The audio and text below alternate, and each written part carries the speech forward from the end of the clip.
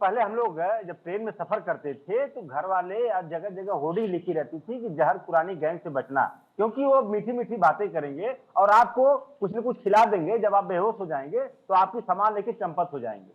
तो ये चंपत होने वाला काम, ये जहर खुरानी गैंग कौन है? ये आज का जहर खुरानी गैंग भगवान राम के बारे में अच्छी अच्छी बातें करता था, भगवान राम का भक्त बताता था और भगवान राम का ही खजाना लेके चंपत। दूसरी बात, परीक्षा पे चर्चा, परीक्षा पे चर्चा होती है सरकार के द्वारा, लेकिन उन्हीं छात्रों के भविष्य को लेकर के चंपत। आज नौजवानों की बात होती है, नौजवानों को अग्निवीर बना के उनका भविष्य लेके चंपत। आप जिसकी भी बात करोगे, आप चाहे किसानों की बात करो, चाहे नौजवानों की बात करो, आप सबके साथ वही काम करेंगे। आपने देश की बात किया, कसम मुझे इस मिट्टी की, इस देश नहीं बिकने दूंगा। क्या हुआ आपका?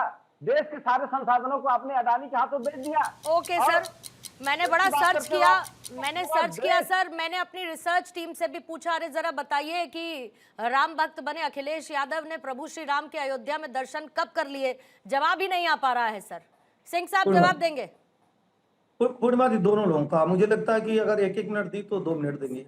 दरअसल ना, ये चरित्र है सत्ता के लिए खून खराबा कराने के लिए। अरे सत्ता के लिए ही तो देश का बंटवारा कराए, सत्ता के लिए ही तो 20 लाख हिंदू मुसलमानों की हत्या कराए स्वर्गीय जवाहरलाल नेहरू जी, और सत्ता के लिए स्वर्गीय इंदिरा गांधी जी के नाते बहुत सारे लोग मारे गए 1984 में। सत्ता के लिए स्वर्गीय राजीव गांधी के नाते बहुत सारे लोग मारे गए। तो मुझे लगता है कि अभी भी राहुल गांधी जी की सत्ता के लिए ये बहुत सारे हिंदुओं की हत्या कराना चाहते हैं, जो भारत के लोग नहीं होने देंगे। अब हम आते हैं, ये जो घड़ियाले आंसू बहाने वाले, राम पर गोली चलाने वाले, नानी की कहानी सुनाने वाले, राम भक्तों को गोलियों से भूनने वाले, जय श्री राम का नारा देने पे जेल में बंद करने वाले, समाजवादी पार्टी के वास्तविक चरित्र पर, वास्तविक चरित्र पर, अरे जो इनका कोई संबंध है राम से? पूछिए ना, क्या संबंध है राम से? राम को तो ये हवा में उड़ाते थे, काशी में पूजा को प्रतिबंधित करने का कार्य करते थे।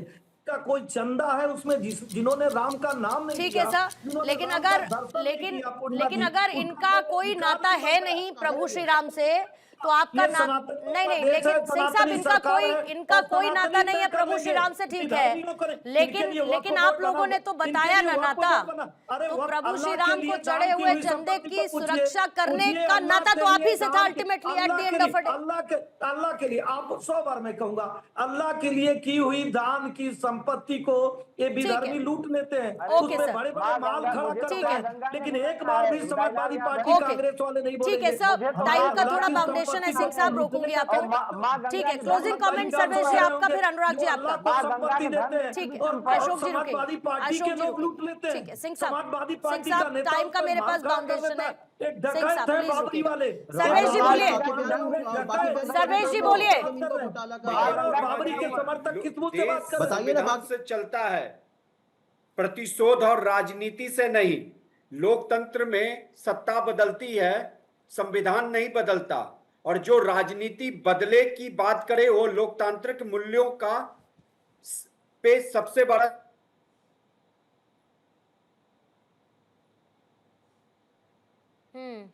सर्वेश जी आपकी आवाज चली गई है। अनुराग जी आपका क्लोजिंग कमेंट ले लेती हूँ, सर्वेश जी की आवाज नहीं आ पा रही। अनुराग जी बोलेगा।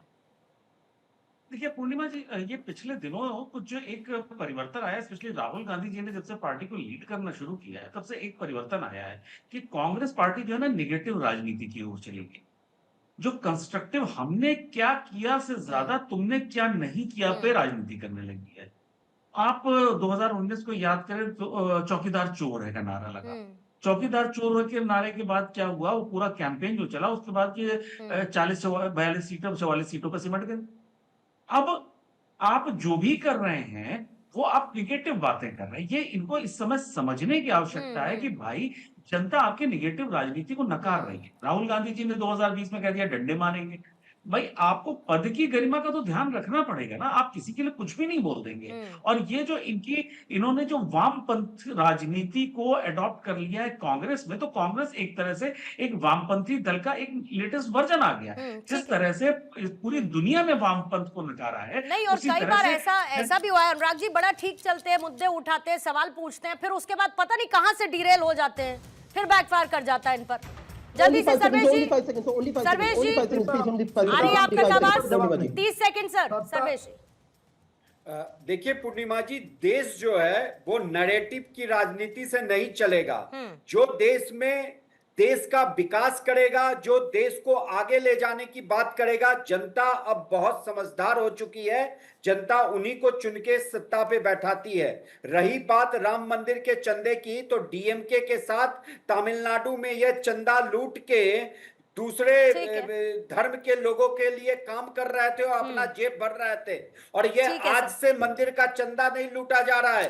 कांग्रेस जब से देश की सत्ता संभाली है, देश के प्रसिद्ध मंदिरों का चंदा लूटा है। देखिए, राजनीतिक इतिहास में और लोकतंत्र में एक बात तो है, मेरे पास समय, अंश मेरे पास बिल्कुल समय नहीं, मैं ऑलरेडी बहुत ओवर जा चुकी हूँ, आई होप यू अंडरस्टैंड। लेकिन देखिए, विरोध जरूरी है, विरोध होना चाहिए, लेकिन बैर नहीं होना चाहिए। और ये भी याद रखना चाहिए कि जब हम लोकतंत्र की बात करते हैं तो लोकतंत्र बहस से चलता है, धमकी और डराने से नहीं चलता है, और वो किसी पर भी शोभा नहीं देता है फॉर दैट मैटर।